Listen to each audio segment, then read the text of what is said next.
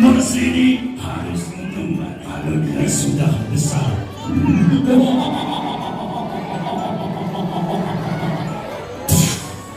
Dibawanya biji ketimun itu dan ditanam di belakang rumahnya.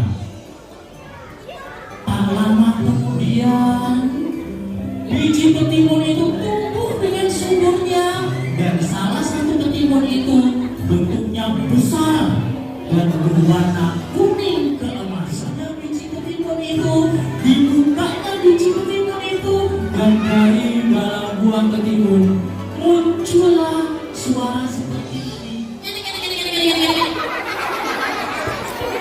Lagu anak-anak. Lagu anak-anak.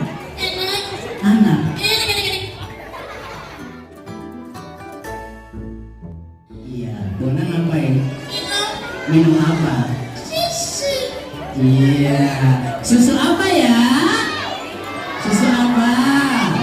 Iya, ya terima kasih buat Bona. Ya, darah semuanya.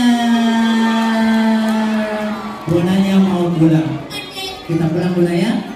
Tatap mata ke Heru. Hitungan ketiga, Bona akan tidur. 1, 2, 3, Bona tidur. Bonanya sudah tidur. Tepuk tangan buat kita semuanya.